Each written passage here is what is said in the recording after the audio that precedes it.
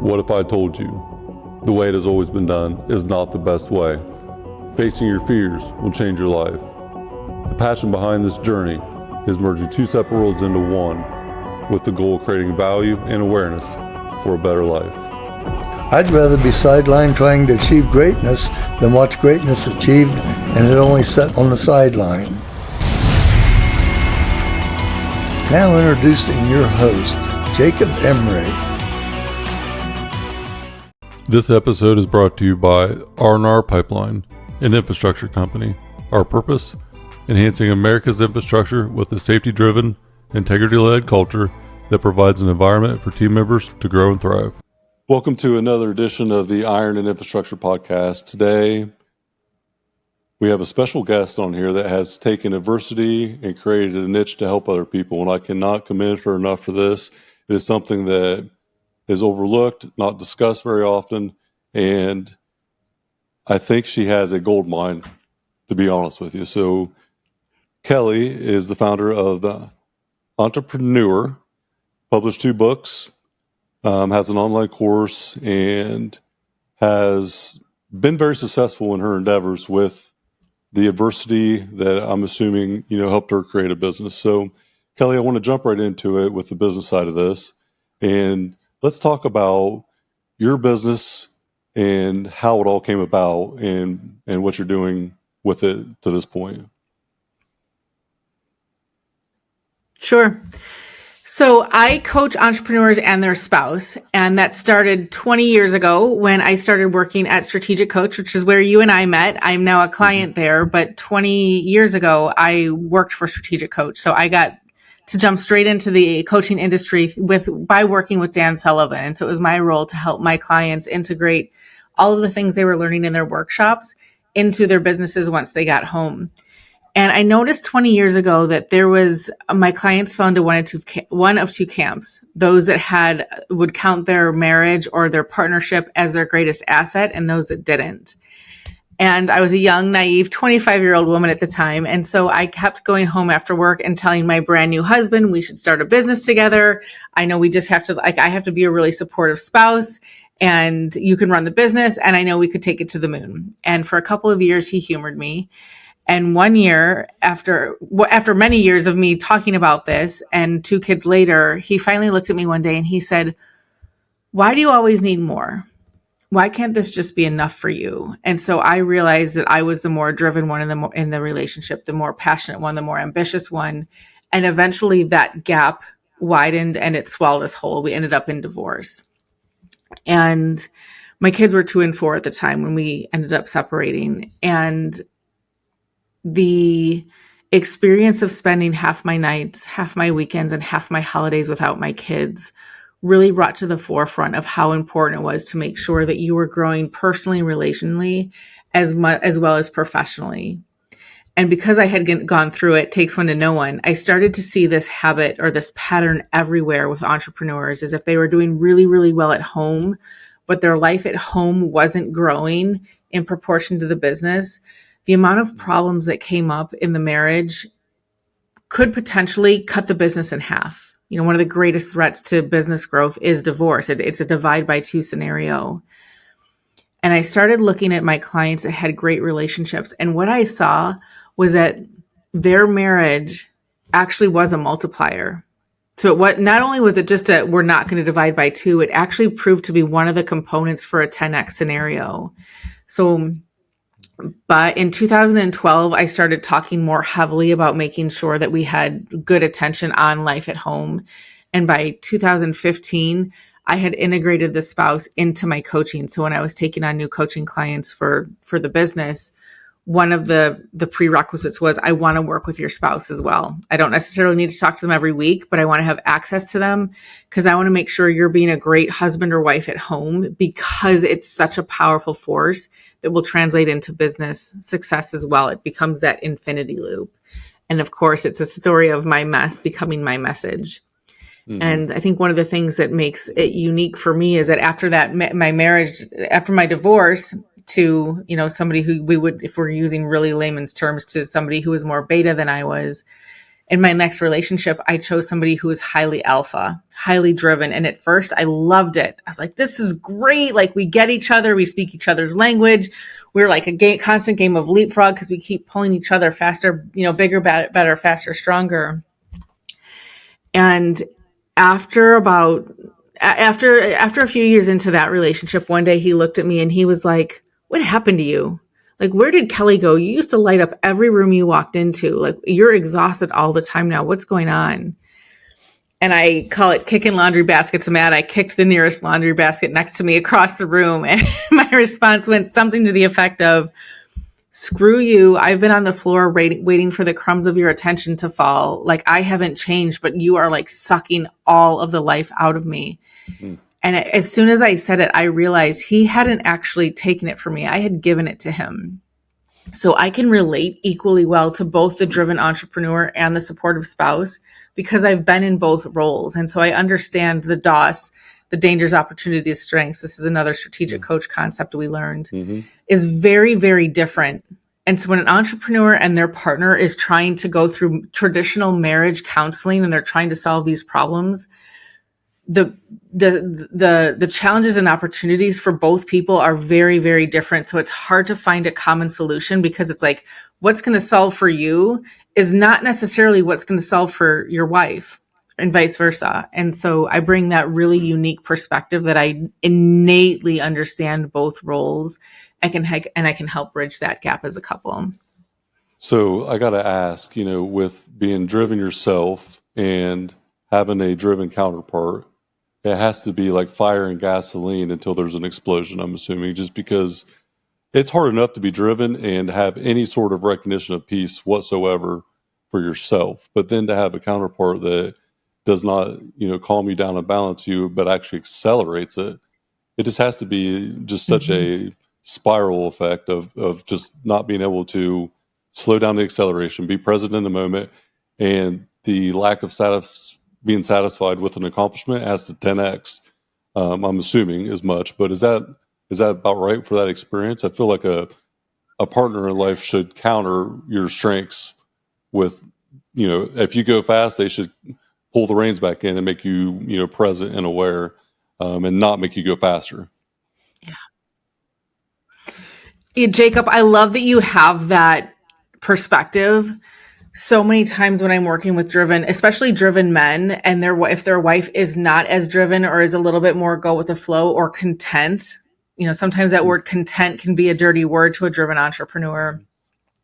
And they're like, I just need somebody who gets it and like wants to hustle with me. And it's like, no, you don't, because exactly what happened, that can be one of the dynamics where you're just like multiplying all of your complexity because you've put somebody else that has as much drive on with you.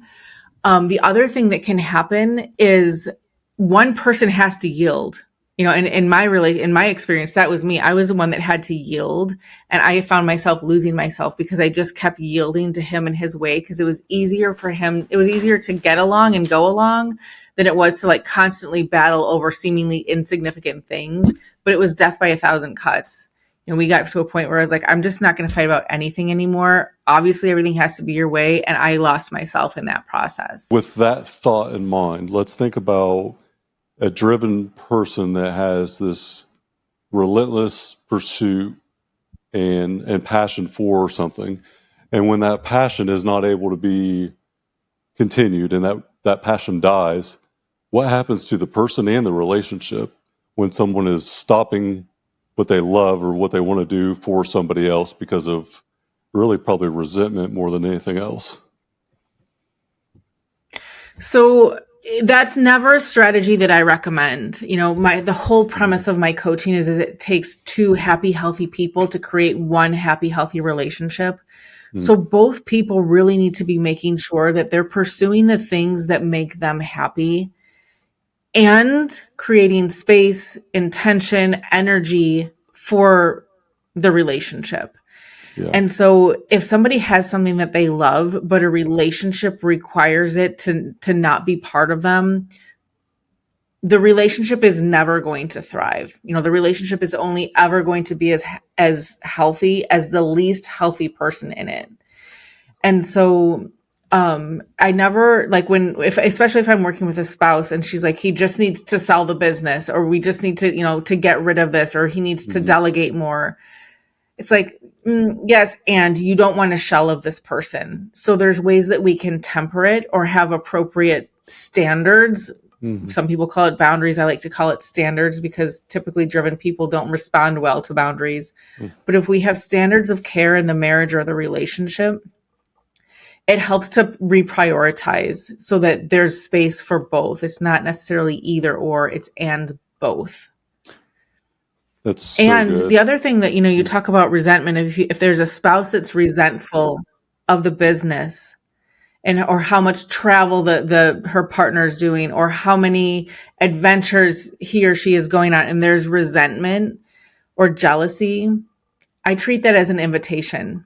Instead of making your husband or your wife or your spouse partner come down to your level of just staying home or taking care of the kids and doing all the work around the house, instead of asking that they come down, why don't we create space for you to come up? So if your partner has something that they love and it's called a business, find something that you love. It could be a hobby. It might be a business or job or volunteer of your own. But let's treat that jealousy or that resentment as an invitation to rise up, not to bring them down. That's so good. Knowing thyself, knowing who you are, knowing, the unique ability that we talk about in Coach, but truly understanding who you are, why you operate the way you do, and not apologizing for it, but being transparent about your needs and desires in life. It's very rare, honestly. I think we're probably more used to seeing it because of our network and Coach and all the stuff we've learned, but a lot of people are not self-aware. And that creates such a roadblock with communication. So not being clear about what you want as an individual, how do you ever articulate that message to somebody else when you don't even know what you want for your own life? And I think understanding who you are is extremely powerful, but then also understanding that how you present a message and how you communicate to somebody is extremely powerful, because what you present might not be received the same way. And so if you're presenting X and it's actually received as Y, it can create mass confusion, and it can be a spiral out of control in any relationship or a partnership, even with a business. It can be very detrimental very quickly if it's taken one way out of context for what it was supposed to be delivered.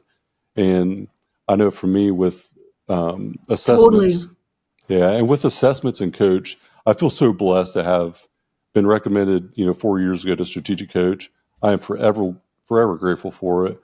The assessment, like the Colby Index alone, just completely verified a lot of truths and then opened my eyes to a lot of things I didn't even know. And so I'm so grateful for the whole entire experience of Coach. But a lot of people just never figure it out and live miserable lives because of it. And for us, whether we like it or don't like it, our adversity ultimately made us self-aware, and we did something positive to help other people out because of it. And I feel fortunate for me that my adversity happened for me, and I look at it like it happened for me, not to me. And I'm grateful for it now because I understand it. Yeah. I love all the assessments. You talked about Colby. I love Colby. I love Enneagram. I love Working Genius. I love Culture Index. And not that any of them are diagnostic to say what's wrong with us, but it just gives us a new lens. Like, oh, that person isn't anal. They just understand that this is just how they're wired. It's what's factory installed in them. And it's a really good lens to help us understand that our greatest strengths are our greatest weaknesses are our greatest strengths.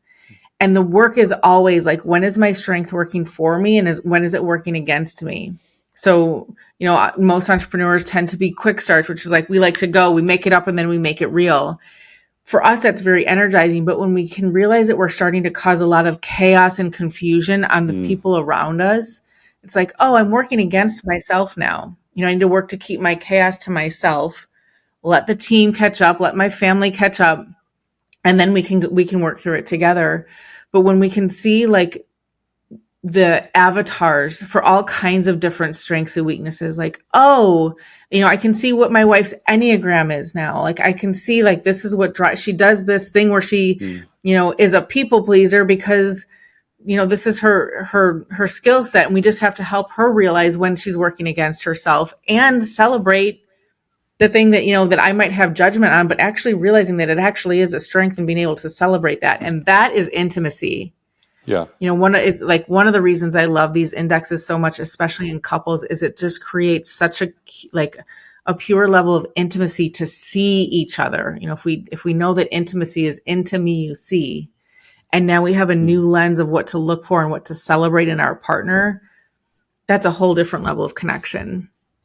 Well, and I think for me, to frame the assessments in a different light, it doesn't expose what's right or what's wrong. It just exposes who we are, and there's nothing wrong with any of it. It's just who we are. And then understanding that if I want to evolve from this current state, like the Enneagram, it tells you, I forget, I think the wings and there's something else, but it tells you, like, if you've grown out of that foundation, here's what it looks like, whether good or bad. So the Enneagram was very powerful for me. I'm an 8, my wife's a 1, so that's not a good match. And it obviously created a lot of clarity on what was chaotic before. And to speak on the quick start, I'm a 5-2-8-3, so I'm a high quick start. And when I took the Colby Index, the team that I had around me at that point, I think the second highest quick start was like a 3 or 4. So you can just imagine if you look at the team index and I'm green and then everybody else is red to start. Yes, it was chaotic. I understood at that point. Yeah. Holy shit. No wonder everybody thinks I'm this crazy, chaotic lunatic. But it also gave me the understanding that what I seem to think is clarity for me is actually chaos for everybody else. So I just need to shut up unless I'm called upon, because I cannot articulate the message I'm trying to get out to help. I'm only creating chaos and to-dos and tasks and stuff for other people that it's not the right time or place. And I've now tried to be a good listener and a good responder only when asked directly a question. So I transitioned fully into the visionary role. We implemented EOS, and my new habit or skill is to shut up and let everyone else talk unless I'm called upon, because I'm not helping the situation if I'm volunteering my information. So it's tough though, because I'm also very, very intentional or very outspoken when I feel like I know what the answer is. And so it's been a challenge for me, but I've had to reframe the benefit for everybody else by answering a question with a question to somebody else, or asking a question to start the conversation, knowing what the answer is already, but not giving the answer, guiding it with a question, and probably 5 questions after. But nonetheless, not saying what it is, just letting it naturally happen. Yep. But that definitely stems from me wanting to be an asset to my team and not being a liability anymore, because I've been a much bigger liability than I was ever aware of. Yeah, it's great. I love it when an entrepreneur comes to that awareness and just lets the team take over. It's, there's an ease and a flow available in that energy, to use the EOS terms, when you delegate to elevate like that the rest of the team can just run away with. 100%. And the unique ability concept from Strategic Coach, if I don't like it and I'm not great at it, I'm not doing it. That's where I'm at now. Now there's always going to be a season where you're going to do stuff you don't enjoy, but for the most part, doing something that you don't enjoy and you're not good at is the gateway to hell to me. I just see it as being such a spiral downhill, and it just sucks the energy and life out of a person, and it does it very quickly. I totally agree, and I'm glad you brought that up, because this is one of those concepts where it works really, really great for an entrepreneur in business, but I have seen it go sideways at home. And so what that means is, like, when the entrepreneur gets the taste of successful delegation and how much better life is when you're not getting bogged down, And then you go home and it's like, all right, I'm outsourcing this and I'm outsourcing this and we're not going to do this anymore. A couple of things happen, and I want to make sure we talk on this because this is very common. I've seen entrepreneurs go home, and if they have like a stay-at-home, let's say, wife, and they're like, okay, you hate doing the laundry and the cleaning, so I'm going to hire a full-time housekeeper, and all you have to do is the kids, or focus on your workout. And what happens is the wife feels like her purpose has been stripped from her. And what happens is, like a few years down the road, the entrepreneur is like, she's got like this learned helplessness where she just like, she doesn't have anything to do. Like, why can't she just get this done? And it's like, we've created so much space, and this we've created the learned helplessness, and now it's starting to work against us because it stripped her of her purpose. And so we're really making sure that if we are going to have systems and structures at home, that something new comes in that she can pour herself into, that's hers. Because I've seen it where the entrepreneur is like, oh, she's a great stylist. She's got this whole line, and I've studied Martha Stewart. This is one of my favorite clients. He said, I studied Martha Stewart's entire business model, and I figured out a way that if we can just take her sense of style and put that in Martha Stewart's business model, she could take this to the moon. And she's like, and then I talked to the wife, and she's like, I don't want to do that. It's not fun for me when I have to monetize it. Like, I just want something for myself. So making sure that we have something to replace whatever we delegate, like whatever systems are delegated at home, all of that free time needs to be reinvested into the couple.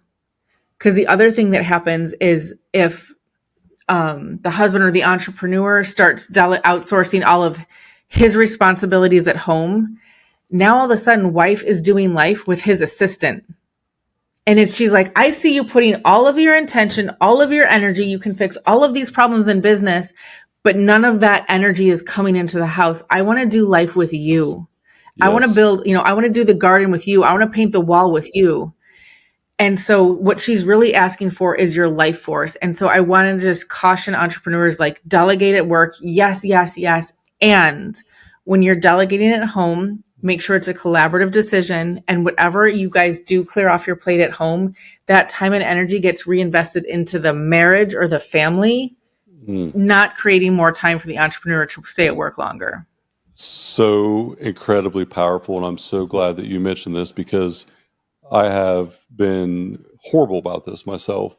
And whenever I look at delegation and freeing up time, I do it intentionally on the surface for the right reason, but then I end up falling in the trap of saying yes to opportunity, or being the crazy quick start visionary entrepreneur that I am. I come up with shit to do. So if I'm not intentional about where my priorities lie with that extra time, I will allocate it somewhere that I probably shouldn't be. And so I want to jump into this from the carryover on the business to the home stance. When you figure out how to organize life and it's successful in the business, it's like an addiction or a superpower, because most entrepreneurs struggle with that clarity for a long time. They just use determination or willpower to get to a certain threshold, and then it doesn't work anymore. And then a strategic coach comes in and just changes every paradigm that you ever had. Was just shattered, and your life starts to become organized, efficient, and you're able to produce more in less time. But then the home part, how does a operating system in the home front, what is the best method that you've seen to carry that over? Or is it something that you try to keep completely separate from, say, like an operating system like EOS? You have a 10-year, a 3-year, a 1-year breakdown. Is that something that you want to translate, or is that something that you just try to separate and have boundaries and set up completely different? So this is going to be really couple specific. Some spouses, and I'm going to talk knowing or guessing what your demographic is. I'm presuming most of your listeners are men. So can we talk like men, wives, like, just to be concise? Yes, absolutely. So if an entrepreneur has a wife, then some wives want that planning. They're like, I see you doing all of this for the business. I want it. And some are like, I don't want that. Like, I just want to go with the flow. I want to let life happen. Like, I don't want to be at a whiteboard. And so I always encourage these conversations to happen in neutral territory. So one of the mistakes I see entrepreneurs make is like they'll come home and they'll open up the workbook, or they'll be like, let's go to my office. We're going to sit at the whiteboard. And the wife's like, what?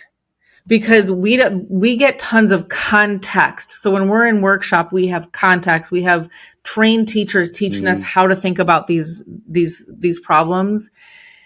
And then when we go home and try and teach the team or our families, they're like, what? And like the context is missing is one of the mistakes I see entrepreneurs make. The other thing I see is there's judgment.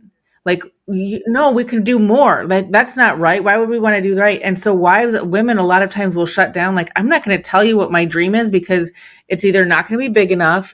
You're going to want to jump in and like try and manage it. And it's not going to be fun anymore. You're going to tell me it's unrealistic. Like, where is more passion and purpose going to fit? So a lot of times women will shut down to like just keep their dreams like at least safe from like having their husbands wanting to try and structure it.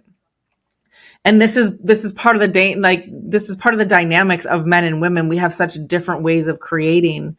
Men like the systems and the structures and the infrastructure, and women are more like, the fields of wildflowers. Like our creativity is a little bit more organic. I just heard my Chicago accent come out there. But, when our process is a little bit more organic, it doesn't fit in the same boxes that men or the masculine energy generally likes to see. So here's how I recommend like bridging that gap. If you can do it in neutral territory, and this might be on a walk around the block, it might be like, hey, let's go on like our own little mini couples retreat and just go somewhere. And, maybe there's a legal pad that we take some notes on, maybe not. But let's just go talk about where we want to be. And my favorite question, it's an adaptation of the Dan Sullivan question, which again, strategic coach. So Dan Sullivan teaches the R factor question, R standing for relationship. So anytime we're opening up a sales meeting or hiring, he would coach us to use the R factor question, which says, if we were meeting here 3 years from today and we were to look back over our time together, what has to happen in order for you to feel really happy, both personally and professionally, with our time together? So what that question does is it takes that person out into the future. It puts us out on a future point on the horizon, is like, okay, let's talk about what reality looks like now. And in that sense, it's like a future pull. The future is pulling us towards.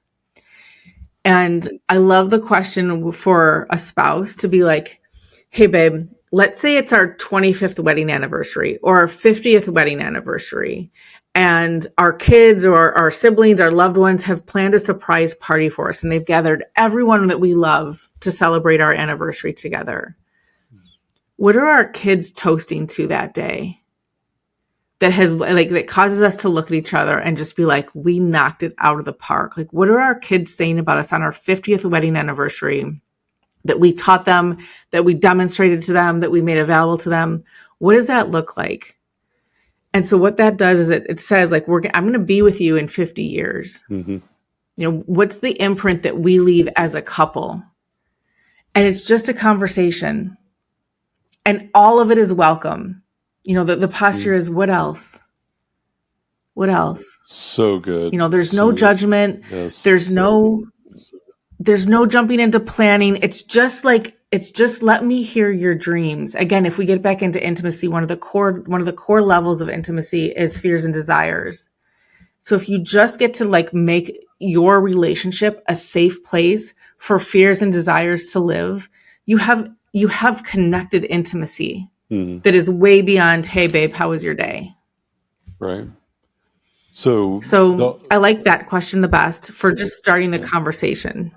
I love the R factor question. And I had people, when I asked that question, and I think Dan even talks about this, he said people will get defensive when you ask them. They will say, like, I don't know, I can't answer that question. And there's one other one. They'll give you an answer, but it's very, very vague or uncertain. And it's a very difficult question to ask and to answer because it's not a goal or a desire to have it. It's something that when you frame it that way, you've already accomplished it.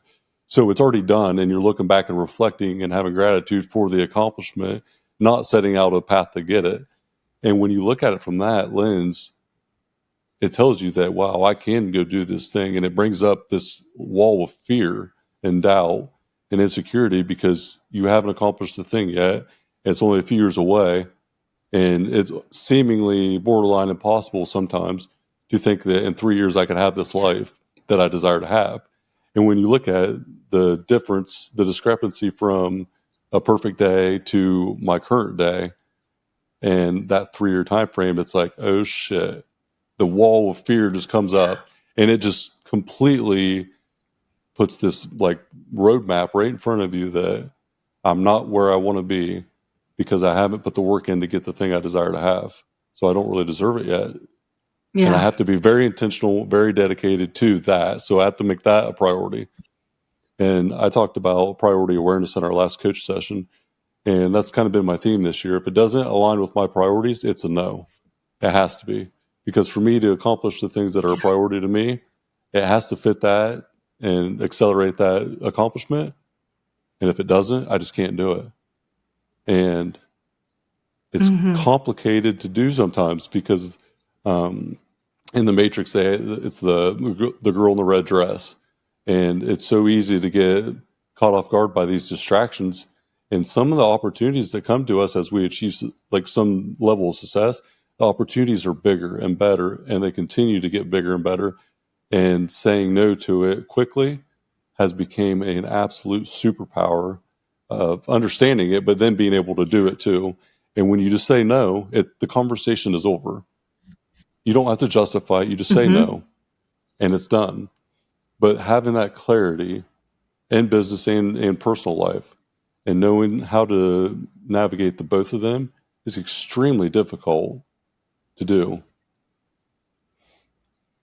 Yeah.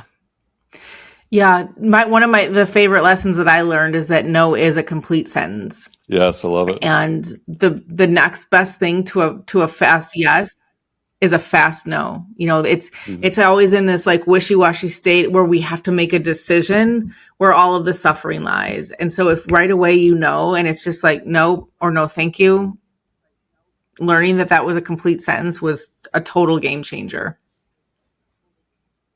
One of my favorite quotes or statements ever is no is a complete sentence. And I had heard that a few years ago. And when I heard that and then applied it, it really changed everything because opportunities are amazing and it's fun and it's exciting until that 1 hour a week commitment turns into 5 to 6 hours a week. And then you absolutely despise the thing and don't put energy or effort into it. So not only are you doing yourself a disservice and the ones that you care about the most that are a priority, but you're doing the person that you said yes to a disservice because you're not actually applying yourself the way that you should. Totally. So if it's not a hell yes, it's a no. Yep, that's right. And that's yeah. And I would also say this is another one of those.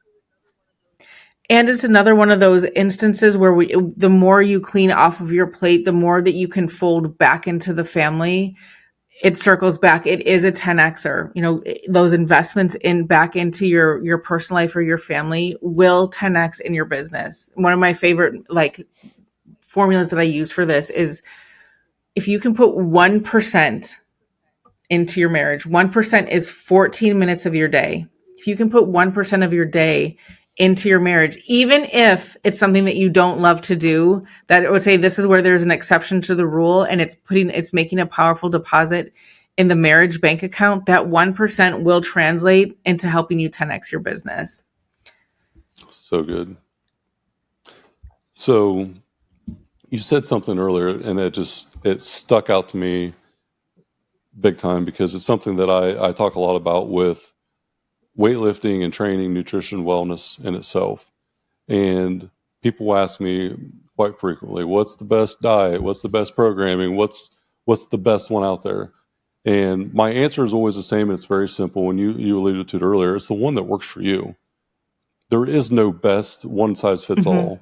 And kind of like you mentioned with the couples, everybody's different. Everybody, individually is different. In a marriage or a partnership, they're different. The desires are different. The goals are different. The timelines to get the desired outcome are different. It's the one that works best for you. And there is no right or wrong answer.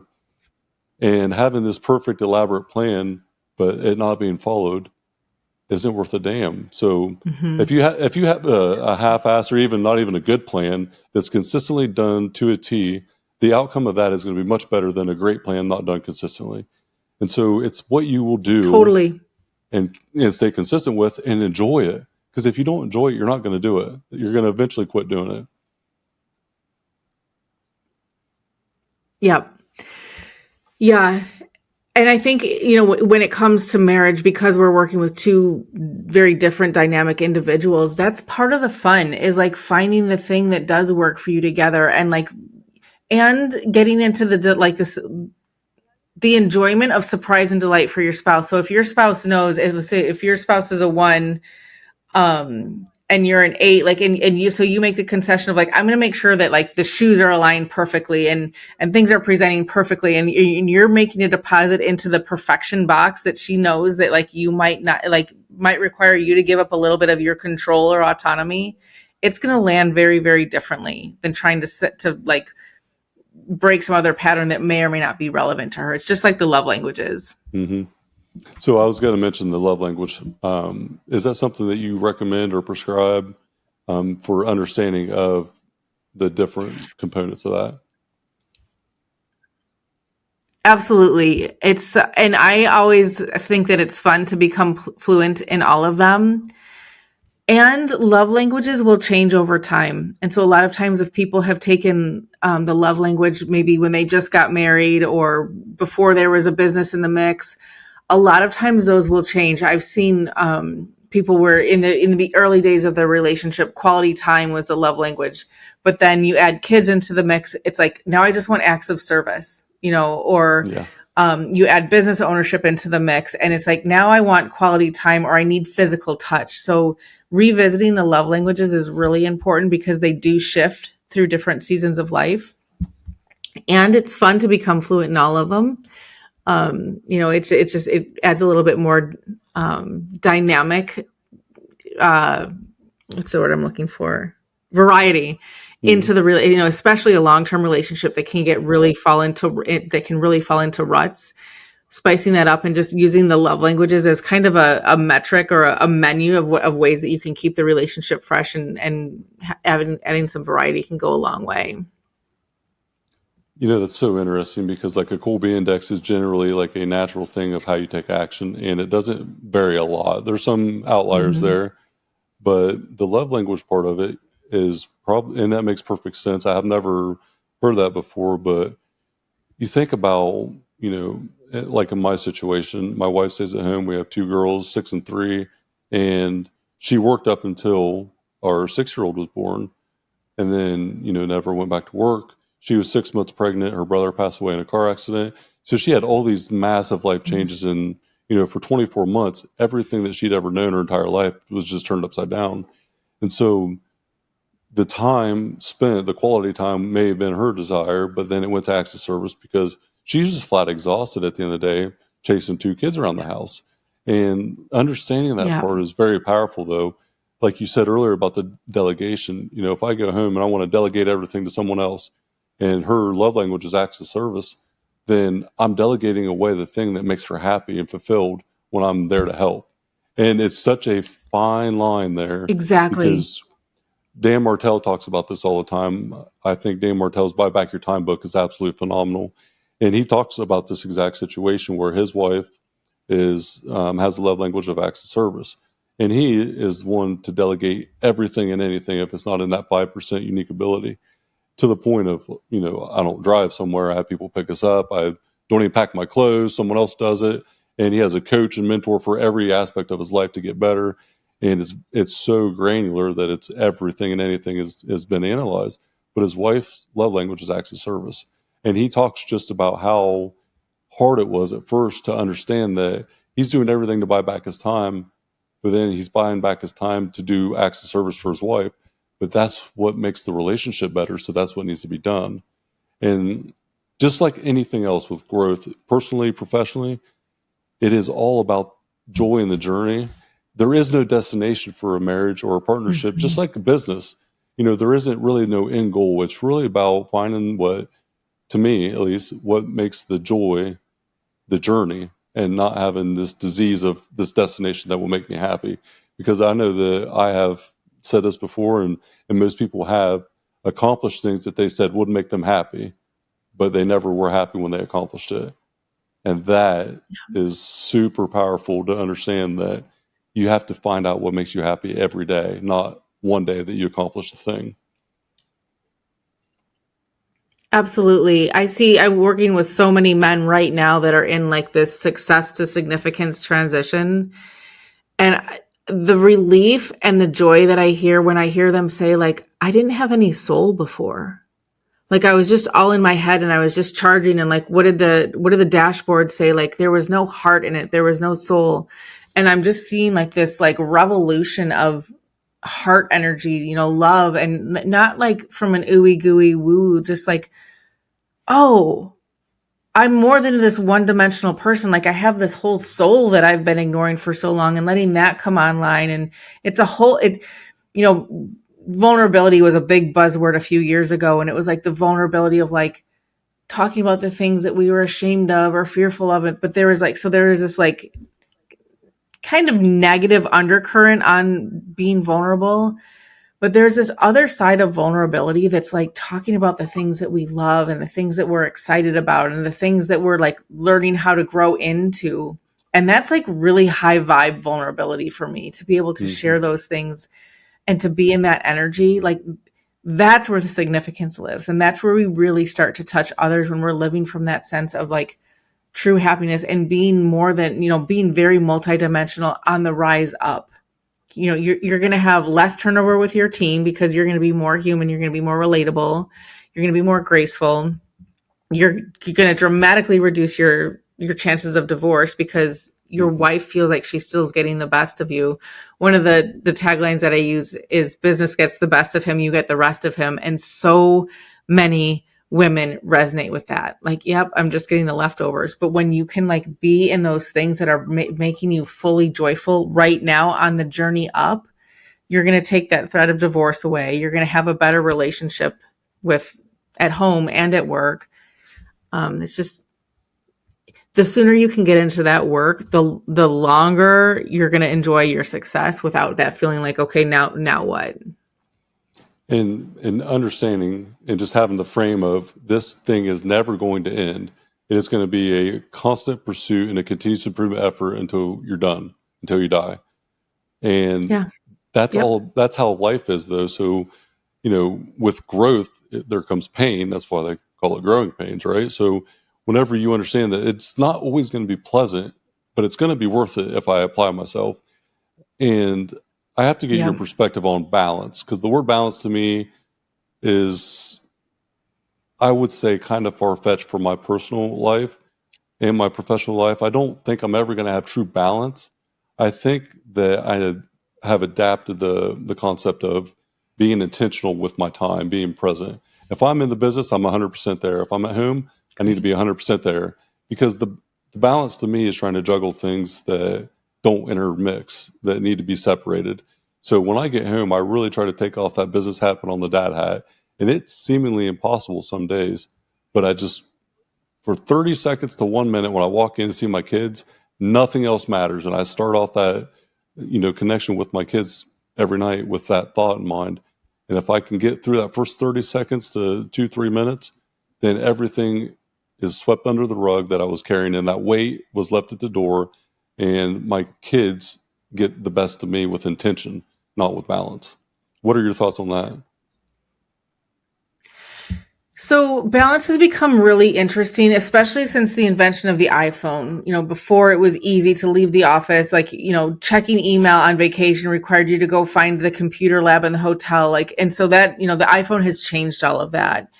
And I think if we can balance the scales of that, so if business has now bled into our 24/7 lifestyle, there's also ways that we can bleed our personal life into working hours. So that might be, I have a lunch date with my wife once a week. I'm picking up my kid. I'm taking a break from work and I'm going to pick up my kids from their school twice a week. There's ways that we can intersperse our personal life into the working day. It doesn't just have to be like the workday is 8 to 5, and then into our personal life. We can bring our personal life into the working day now too. So that's one of the things that I would say. The other thing that I would say is it's really important to have a sense of fun and play in our time away from work. Because I think when entrepreneurs are away from work, it's really tempting. It's the grind. I'm a mother and a business owner, and I can tell you being at home, especially when the kids were younger, is 10 times more exhausting and mind numbing than running a business. And I think when we leave we get home at the end of the day, and now we're in the grind of raising young kids or home management or whatever that looks like. It's like, screw this, I'd rather be at work. And so it's really easy for us to drift back into our work energy because it's a little bit of a relief. However, if we have like really fun times scheduled at home, there's play, it's engaging, we're active, we're outside playing and we're doing things that are not getting us bored. Now our kids are getting the best of us, or our partner, or our siblings, our family, whomever is getting the best of us because we're present. We're active, we're engaged, we're not falling into this, well, this is boring, this sucks, I'm going back to work. And one of the reasons I think so many entrepreneurs battle with workaholism is because of that constant dopamine hit. We can get into the flow state at work, where we get great results with little effort. So there's a huge dopamine rush, which does become a proper addiction. In play or through play, we can achieve the flow state the same way that we do at work, except for it kicks in the oxytocin, which is a bonding, it's the bonding hormone. And so we automatically fall more in love with the people we're playing with. And so it's really important to have your free time really, really fun. It's really engaging. It's not all just work. Obviously, at home, to go back to the previous point, there is going to require some amount of elbow grease that goes into that part of your life. But if you can also incorporate a high degree of play, it's going to help keep you more present. I love that. I think the thought of being present sometimes scares people, and people can be unwilling to be vulnerable in the moment because they're truly present, and being truly present scares the shit out of some people, because then all of the reality and the stuff that you may be avoiding, or the fears or challenges that you're not looking at, are there at face value, and you have to face it, and it's real. And then instead of embracing that and facing it, it's pushed to the side, and the distraction becomes this email that you don't need to do anything with, for something that's months down the road, is completely irrelevant, but it becomes a distraction to being present and being in the moment. And I love how you frame that, because when I go home and I can tell my wife's had a long day, my kids are just being terrorists today, and hell's breaking loose here, and it's just chaotic.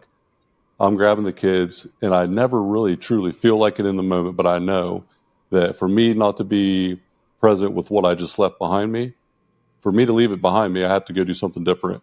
And whether it's going down in the garage and hanging out, and going fishing in our pond, whatever it is, it's something where my phone and my business is not at the forefront of my mind. It's in my pocket, and it's done for the day. And it has to be quick, though. You have to do it quickly, or else you're going to go down the distraction loophole with the business.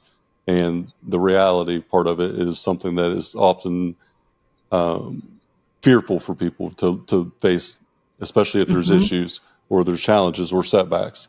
And I know that I've done this myself, where I've avoided the thing and put it to the side and just acting like it didn't happen or isn't there. And instead of just facing it and taking it on, it becomes fearful. But I don't know if you can relate to this. I know whenever faced with fear, it's okay to be fearful to me. It's just not okay to be afraid, because being afraid is acknowledgement that you're not willing to try or fail because of outside perspective or whatever it may be. It's okay to be fearful, though, because everybody's fearful. It's just being in control of the fear and understanding when it's there, and recognizing it, putting your arm around fear, saying, you know what, fear, come with me. I'm driving the car. You're in the passenger seat, and just sit down and shut up, because I'm driving it. It's on my terms. but knowing that you got to run toward it. And if you think of fear from a visual standpoint, it's miles long and it looks like it's feet, so deep. You got this 30-foot thing of fear and it's miles long. And to jump into it seems so scary. And the longer you wait, the deeper it seems to get, the longer it seems to get. But then when you take a step or two in, you realize that it's only inches deep. It might be miles long, but it's really only inches deep. So yeah, inches deep, I might get wet. It might be messy, but I can walk right through it. I'm not going to drown and I'm going to be okay. It's just taking that first step that is the worst sometimes. And the longer you wait, the bigger it seems to be. Yeah. Yeah, the imagination can really take over, and whenever imagination and logic are in conflict with each other, imagination always wins. And so getting into it forces the logic to the forefront. So being in action is important. And you touched on the fear of being present. And I think when people haven't done the deep inner work, they've created the really shiny, successful, it's not a facade, but they've created the healthy, thriving outer world, but they haven't done the work on the inner world. Being present is scary because now we are our own company and the voices can get loud. I know entrepreneurs run with this ticker tape that happens in the back of their mind. It's like, you don't know what you're doing. They're going to find out you're a fraud. You don't deserve this. That other guy down the road, he's way more qualified for this. And there's a huge imposter syndrome. And in the silence, that feels very real until we do the inner work. And what happens when we start doing the inner work is there's a shift. And the business success, the business pursuit, the business expression is no longer coming from a place of proving. It's not this striving energy where I got to prove my dad wrong, or I got to prove the high school bully wrong, or I got to prove my first ex-girlfriend wrong. Like we're no longer coming from this place of overcompensating. Mm-hmm. We do the inner work and we get this resolution. And now we're creating from creation. We're creating from creativity. We're creating as expression, and it's literally coming through us. And that's that where I talk about that heart and the brain meeting. Like it's coming through us. And in that space, so much magic happens. One of my clients he took his dad's business over. He's in his maybe 50s. And he talks about, like, we've been doing this work for years. And he talks about, like, I've finally done like this heart work that when you used to talk about that before, it made me really squirmy. And he's in a very, very masculine, male-dominated industrial business. And so when I used to talk about like kind of settling into the heart, he'd be like, it's squirmy. Like, I don't want to talk about it. He's on the other side of that now. He's like, what I've found is that I have the patience to sit down and like look under the hood of my business. And I'm not scared about finding problems anymore. I'm not scared. Like, I know I'm going to find problems with the team. I know I'm going to find problems with the processes or the technology, but now I can just look at it and be like, okay, let's figure it out. As before I'd open the hood and see something wrong and I'd fly off the handle and I'd scream at the staff and like it created all kinds of chaos. And now I'm just like, I'm really patient with it. And he's found 2 more verticals as a result of just being able to like sit and look at the problems of the business without like, because now the problems of the business are no longer threatening his ego. Right. Which when we're at ego and there's a problem in the business, there's disaster. So incredibly awesome. I absolutely love that perception. Ego is something that is deep rooted, just like insecurity. It's something that we're not even aware of a lot of the time because it's a foundational environment from a young age that normally drives the ego. So adversity gives us this opportunity to get stronger. We take that. And then, like what you said, there's a motivation behind a certain threshold of accomplishment. It's all external. And then what we realize, at least I have, that the external accomplishment that was going to fix everything meant absolutely nothing because the person internally wasn't the person that I wanted to become. And I talk a lot about the mountain to climb to buying R&R Pipeline. 12 years for one goal. I overcame a lot of adversity and obstacles and thought that was going to be the thing that made it all better. And 2 days after closing on the impossible deal, I was more empty than I'd ever been before. And I could not figure out why. And it was gutting, absolutely gutting, because my Mount Everest accomplishment was supposed to make me internally feel great and gratitude. And I felt so empty and more pressure than ever before 2 days after. By accomplishing the thing that I thought was going to give me happiness, it actually made my happiness go away. And my pressure was 10x at that point. I didn't understand why. And what I realized was I was trying to climb this mountain. And for 10 years, I'm essentially climbing this mountain. And all I can think about is getting up on top of the mountain and looking down and saying, I am the man. Put the crown on my head. I'm the king. And I get up on this mountaintop and it's cloudy. I'm up in the sky. And what I realized was as the sun came up, the cloud cover moves over. I'm not at the top of the mountain. That's just a ledge. And so I look up and the mountain keeps going. And I didn't appreciate the climb up that mountain to get to that point. So I didn't appreciate who I was becoming to accomplish that purchase. Yeah. And now I call it joy in the journey, not having destination disease. It never is going to end. So you have to figure out what makes you fulfilled and happy in the climb. And that is like the secret to life, if you ask me.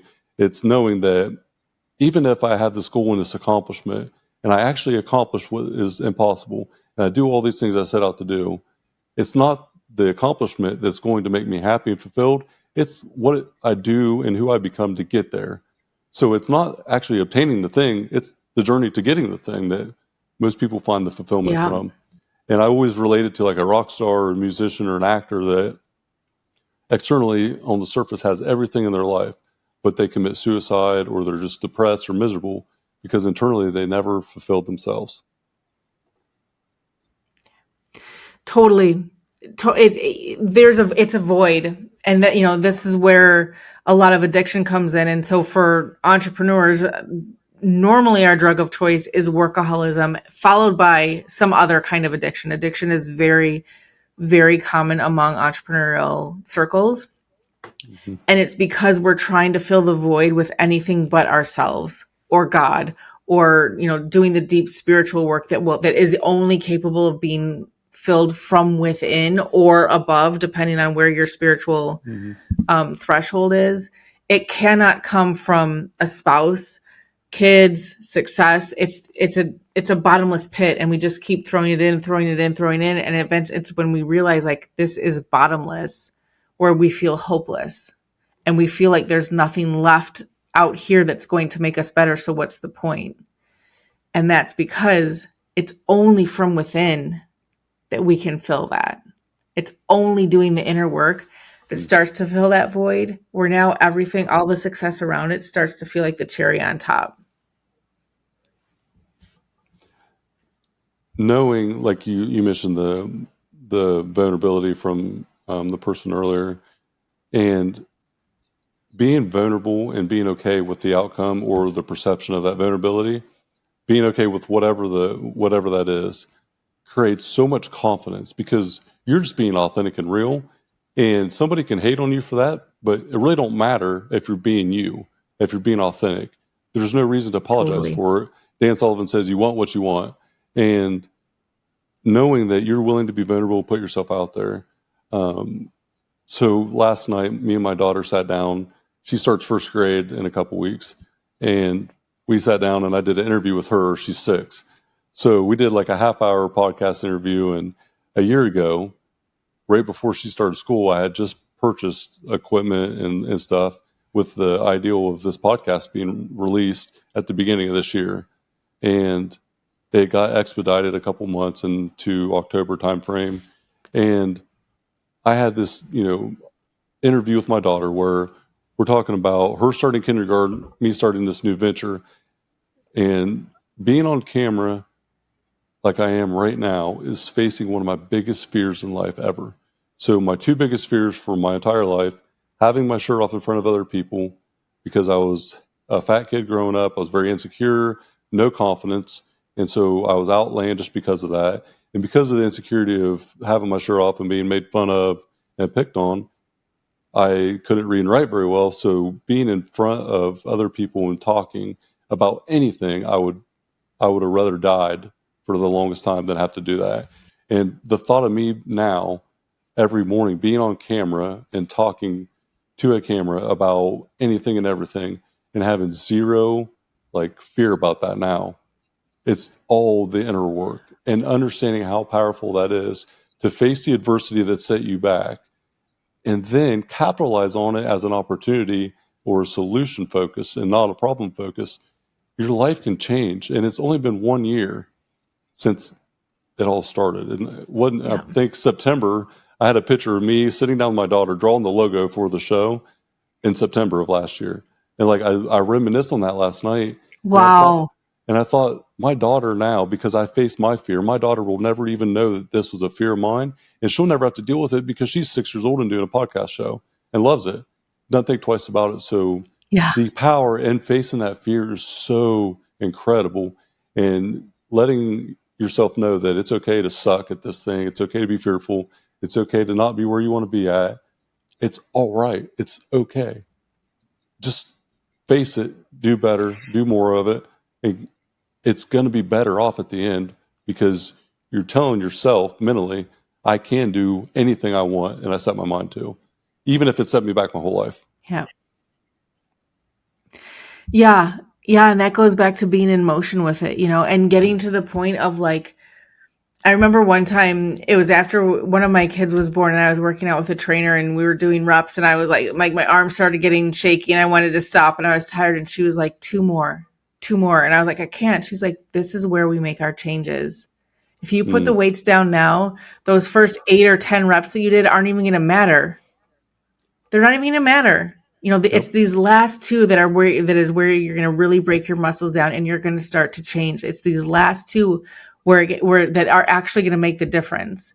And so I think people don't fear change. People love change. People love to lose weight or make more money or pay off debt or end a bad relationship or start a great relationship. Those are all changes. We love change.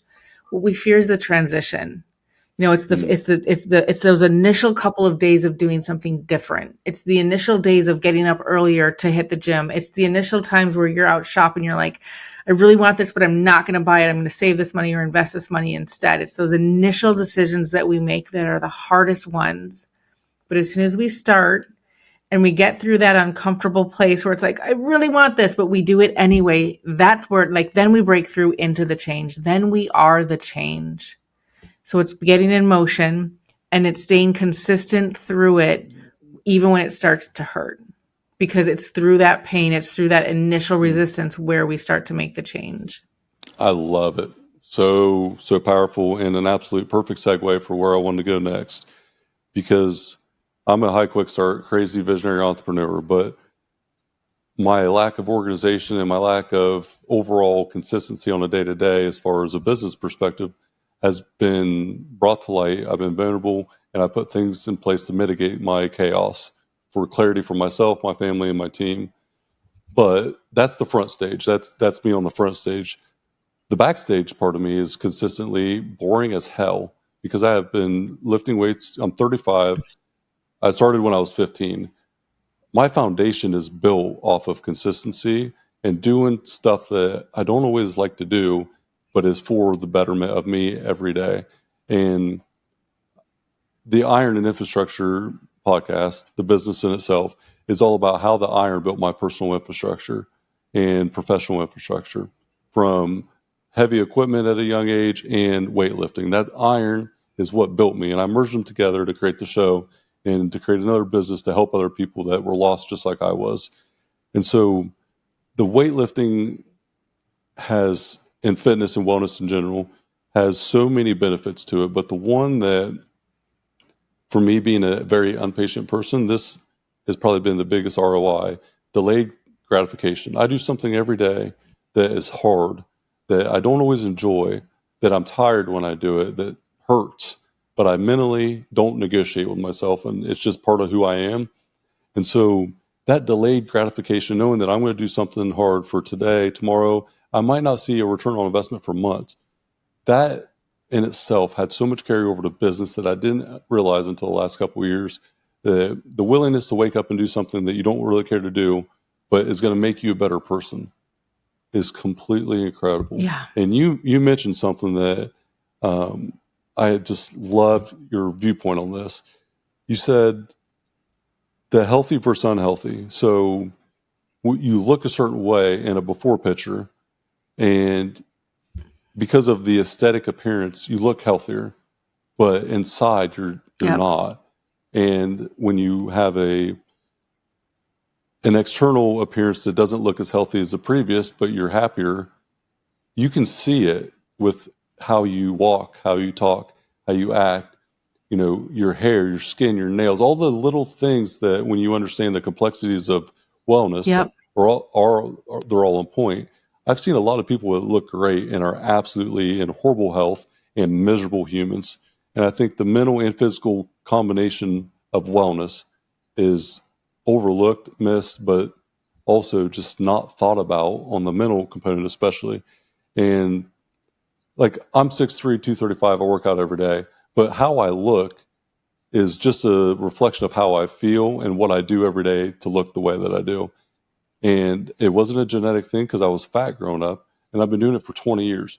But I do it because I love myself and I want to be better every day. I want to be my own superhero in 10 Yeah. years for my family and the ones that depend on me.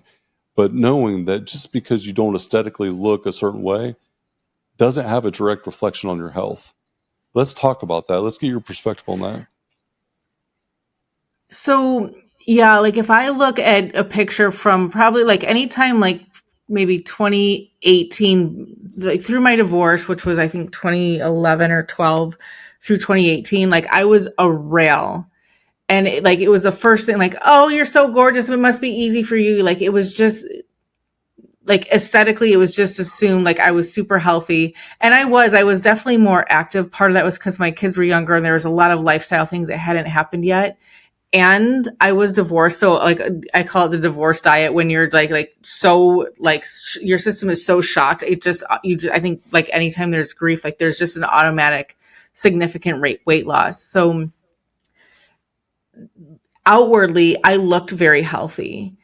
And I was newly divorced, single mom, laid off maybe 2 months after I bought my own house. And so emptied my own savings to buy my own house and furniture and silverware and everything. I had $37 in the bank with 2 kids, and I had no idea how it was going to, I was like, by every other metric, it was a disaster. And,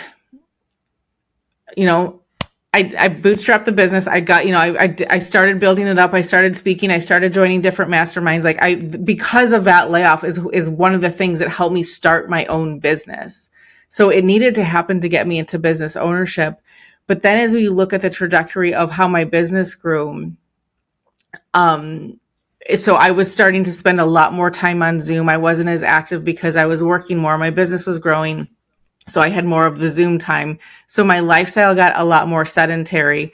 Then it add on menopause. And within like probably 13 months, I gained 50 pounds. And it got so far out of control. It was like, I don't even know where to start. But everything else in my life actually started improving in spite of that. So now my business was way healthier. I was making a bigger impact. I was getting to speak on more stages. I was getting asked to join more masterminds. I met my now partner, like we bought a house together. Now it's a completely healthy, balanced relationship. And the dynamics that I discovered through him is what my book is about, is having like this alpha omega relationship. It doesn't have to be alpha beta. And so like I learned a whole new dynamic of how to be in a balanced relationship. After aesthetically I changed. So everything behind the scenes is 10 times better than it was when I looked super healthy. But I will tell you, the impact on my confidence is massive, because I'm like, if I could take that front stage Kelly with this backstage Kelly, like that girl has it all. And so I notice that I show up very differently because I don't look the way that I did before. And one of my best friends called me out on it. She's like, Kelly, that Kelly, like she had the best shoes and she had like the best clothes and she was just like so like alive. And she's like, you wear like black all the time now. Like, don't be overweight and boring. Like, don't be overweight and not go to the parties. Don't be overweight and have bad sex. Like, just don't like let all of this trickle into every area, because it does. It does. Like, your physical appearance can touch every area. And so just even cleaning that up, like, yeah, like, deal with the weight, but like don't like control the controllables. Like, still go to the party, still wear the bright colors, still be like in that version.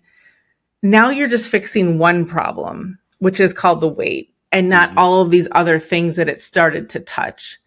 And so it did impact my confidence, but I needed a friend to say, like, there's still, one doesn't have to equal the other. There's ways that you can clean it up. And so now it feels a lot more manageable, because now it's just one problem.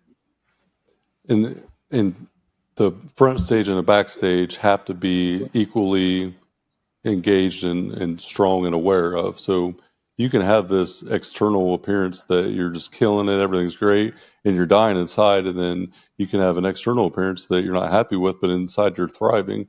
And just understanding that it's okay. This is a season. I'm not where I want to be at, but are we ever truly going to be where we want to be? We're always thriving to accomplish more. We're always going to continue to want to improve and get better. So just embracing the current moment and understanding that it's okay. This gives me something to work toward. And like you said, it's one issue. It's recognized, and I'm good with it. If that person don't like it, they can go to hell, because my opinion matters ultimately more than anyone else's. And just knowing that it's okay not to be where you want to be at, because recognizing it is the hardest part of it sometimes. And there is no end with wellness and the journey itself. It's a continuous improvement for everything, and always will be. So just, I commend you for being vulnerable about it, talking about it. And I think it'll help a lot of people with your acknowledgement of it, because so many people will not discuss or not go to that party out of fear of others' opinions, when ultimately they just got to love themselves. If you do the thing you need to do every day because you love yourself and you want to become a better version of yourself, and not because you hate yourself, that's when life really starts to change internally, at least from my perspective.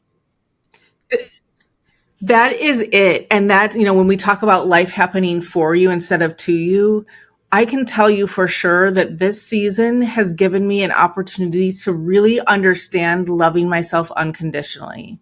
And so for women, a lot of women, whether it's societal or, put on us by our families or however it happens, beauty can equal self-worth for women. No different than net worth can equal self-worth for men. And I've watched my guys go through different ebbs and flows with their income, and when their income down, the self-worth goes right behind it. And so you can't get to true self-love when you're like measuring yourself against your net worth, because they're not connected.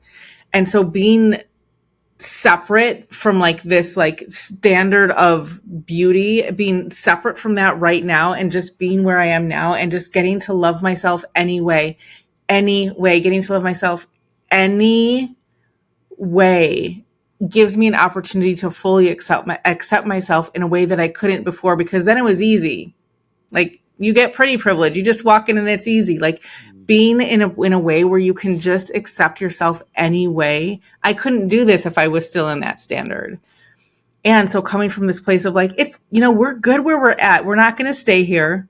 And I'm not going to like talk badly about myself and, be in this mode of self-hatred, because nothing is going to change from that place. So good. And if you talk bad about yourself, what does everyone else think about you? It's not funny. It's not a joke. Totally. And you'll speak negative about yourself, and it becomes a reality because of what you say about yourself. And it's like, you only have one you. And if you don't like the show, change the damn channel. So if you don't like where you're at, it's on you. Totally. And it's okay. Yep. But it's your fault no matter what of where you're at, good or bad. So know that you only have one opportunity to make it right and to be the person you want to be. And it's fully in your control. It's no one else's fault, no one else's worry. And the opinions that we used to worry about, or that may still worry about, majority of the people don't even give a shit about you anyways, in general. So it's like, I'm worried about Totally. this person, but if I die tomorrow and it's raining outside of my funeral, they probably won't even show up. So why do I really care about that opinion? Totally. The person in the car next to me is not thinking about me once we pull forward. Like everyone's so busy thinking about themselves. Yeah.